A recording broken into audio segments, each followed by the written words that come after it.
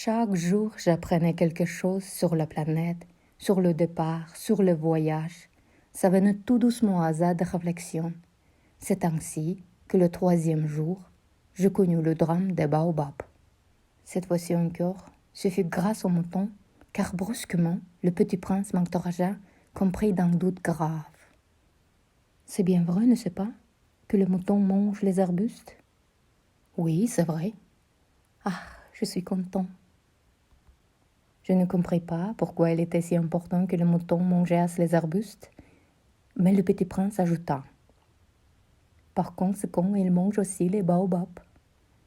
Je fis remarquer au petit prince que les baobabs ne sont pas des arbustes, mais des arbres grands comme des églises, et que si même il importa avec lui tout un troupeau d'éléphants, ce troupeau ne viendra pas à bout d'un seul baobab.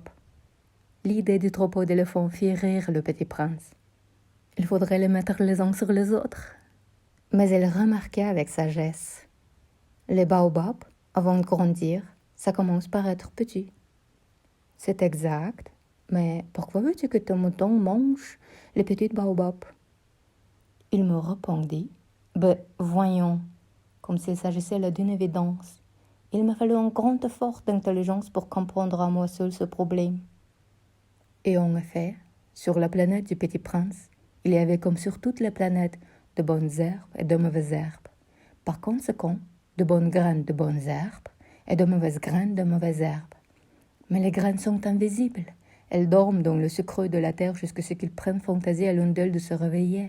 Alors elles s'étirent et poussent d'abord timidement vers le soleil une ravissante petite brindille inoffensive. S'il s'agit d'une brindille de radis ou de rosier, on peut la laisser pousser comme elle veut. Mais s'il s'agit d'une mauvaise plante, il faut arracher la plante aussitôt de qu'on a su la reconnaître. Or, il y avait des graines terribles sur la planète du Petit Prince. C'étaient les graines de baobab. Le sol de la planète en était infesté. Or, un baobab, si l'on s'y prend trop tard, on ne peut jamais plus s'en débarrasser. Il encombre toute la planète. Il la perfore de ses racines. Et si la planète est trop petite, et si les baobabs sont trop nombreux, ils la font éclater.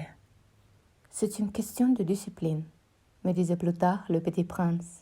Quand on a terminé sa toilette du matin, il faut faire soigneusement la toilette de la planète.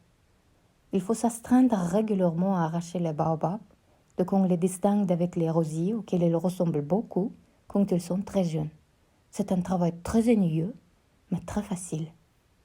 Et un jour, il me conseilla de m'appliquer à réussir un beau dessin pour bien faire entrer ça dans la tête des enfants de chez moi. S'ils voyagent un jour, me disait-il, ça pourra leur servir. Il est quelquefois sans inconvénient de remettre à plus tard son travail.